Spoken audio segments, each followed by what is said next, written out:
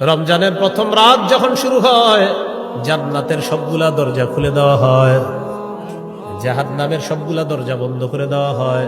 ওয়াসুলসিলাতিশ শায়াতিন, শয়তানগুলাকে শিকলে আবদ্ধ করা হয়।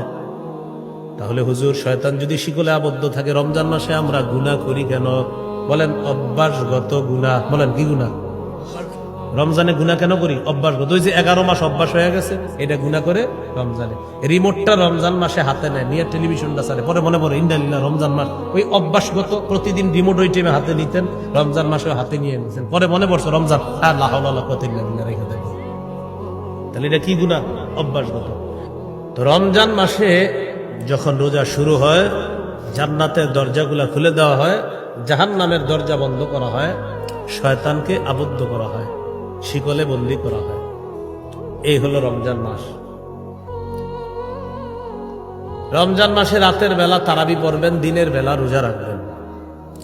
قال رسول الله صلى الله عليه وسلم من صام رمضان إيمانا واحتسابا غفر له ما تقدم من ذنبه। কোন ব্যক্তি যদি রমজানে দিনের বেলা রোজা রাখে, রাতের বেলা সালাত আদায় করে, তারাবি আদায় করে, তার আগের সবগুলা গুনাহ মাফ করে দেওয়া হবে। তাহলে দিনের বেলা রোজা, রাতের বেলা তারাবির সালাত আদায় করে। রমজান মাস শুরু হয়ে গেল, রাতের বেলা আপনি প্রথম দিন তারাবি পড়লেন, পড়ার পর রাতটা যাবে, এরপর সাহারি খাবেন। সাহারি আমরা খাবো ইনশাল্লাহ, মুসলমানরা বলেন ইনশাল্লাহ। সাহারি মিস করবেন না। অনেকে কি করে ইচ্ছা করে সাহারি না খায়া বুঝায় যে না খায়া রাখতেছে রোজা। আপনি কি বুঝি এরকম না খায়া রাখতে? হ্যাঁ, ইচ্ছা করে কাম করবেন না, সাহারি খাবেন, বলেন ইনশাআল্লাহ। হ্যাঁ, সাহারি খেতে হবে। কেন সাহারি খাবেন? قال رسول الله صلى الله عليه وسلم تسحروا فإن في السحور بركة।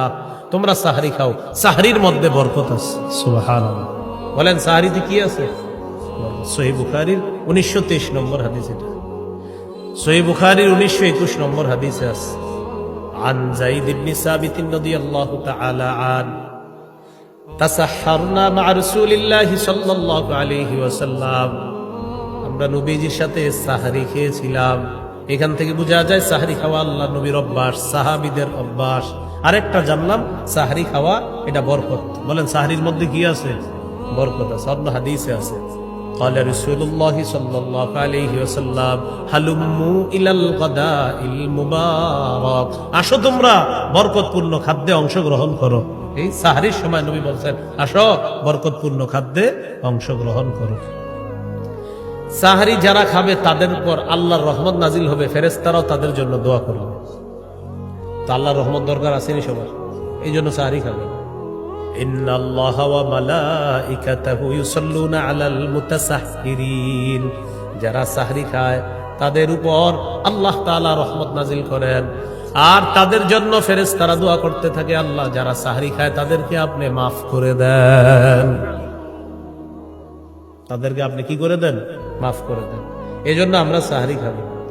সাহরির মধ্যে প্রতিদিন খেজুর রাখবেন, 1-2টা খেজুর রাখবেন। قال رسول الله صلى الله عليه وسلم نعم سحور المؤمن التمر।